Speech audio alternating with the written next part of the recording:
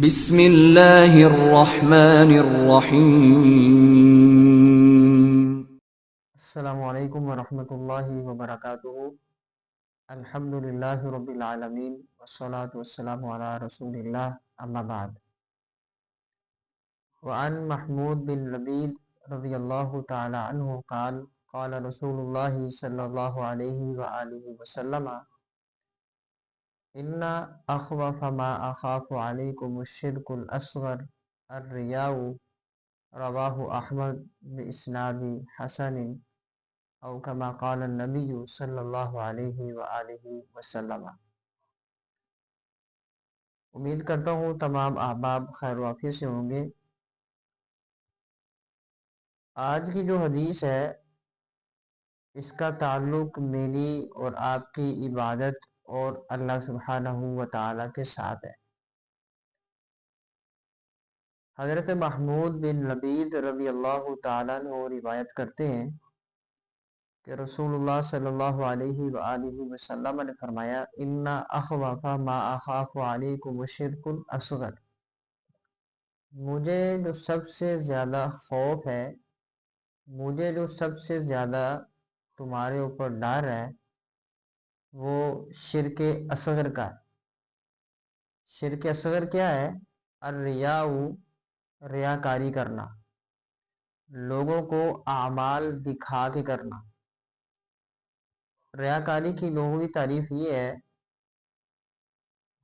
کہ انسان حقیقت میں جو ہوتا ہے لوگوں کے سامنے وہ نہ ہو، یعنی کہ لوگوں کے سامنے جو عبادت کرتا ہے ویسی ہی عبادت وہ تنہائی میں نہ کرتا ہو، اس کو ریاکاری کہتے ہیں۔ اب کسی کو دکھا کے نماز پڑھنا، کوئی عبادت کرنا، اللہ کا ذکر کرنا، ورد کرنا، یہ اخلاقاً بھی درست نہیں ہے۔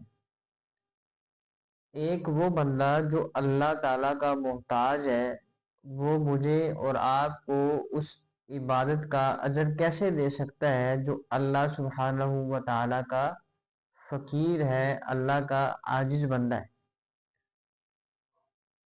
اللہ سبحانہ و تعالیٰ نے مجھے اور آپ کو پیدا کیا ہے تو اپنی عبادت کے لیے پیدا کیا ہے، تو اللہ ہی کے لیے عبادت کرنی چاہیے، اسی کو راضی کرنے کے لیے عبادت کرنی چاہیے۔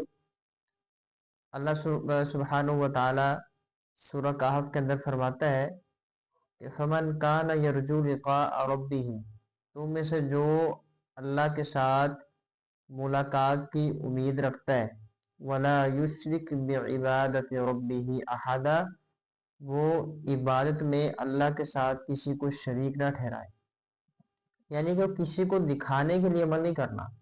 کوئی دیکھ رہا ہے تو ہم نماز لمبی کر دیں، کوئی دیکھ رہا ہے تو ہم صدقہ دینا شروع کر دیں، کوئی دیکھ رہا ہے تو ہم نیکی کام کرنا شروع کر دیں۔ تو ایسے کام کرنے سے رسول اللہ صلی اللہ علیہ وآلہ وسلم نے فرمایا کہ مجھے تمہارے اوپر ڈر ہے ریاکاری کا۔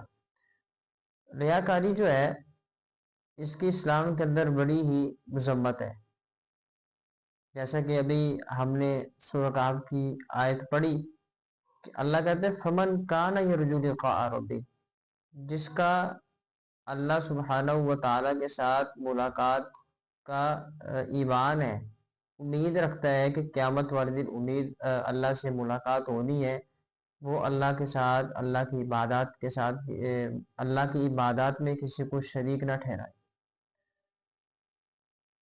تو جب بھی عبادت کرنی ہے ایک اللہ کے لیے کرنی ہے، یقین جانے یہ لوگ کسی بھی طرح کا مجھے یا آپ کو اجر نہیں دے سکتے۔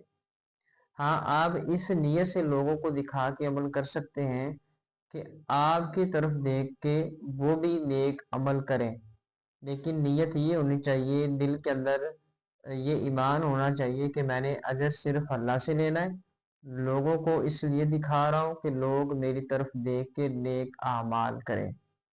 جیسا کہ حضرت ابو موسیٰ رضی اللہ تعالیٰ عنہ یہ جب قرآن پڑھتے تھے تو بڑا ہی مزین کر کے بڑی خوبصورتی کے ساتھ قرآن پڑھا کرتے تھے۔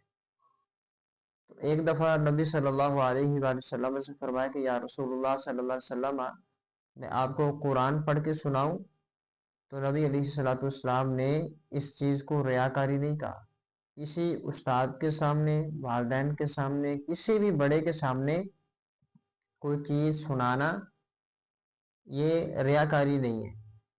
ریاکاری دل کے اندر جو یہ بات پیدا ہونا کہ ہمیں فلاں صاحب دیکھ رہے ہیں، فلاں بڑا خوش ہوگا، یہ ہوگا وہ ہوگا، تو یہ جو ہے نا معاملات بڑے گڑبڑ ہیں۔ تو اللہ سبحانہ و تعالیٰ مجھے اور آپ کو صحیح معنوں میں کتاب و سنت پر عمل کرنے کی توفیق عطا فرمائے۔ ھذا ما کان عندی واللہ اعلم بالصواب۔ السلام علیکم ورحمۃ اللہ وبرکاتہ۔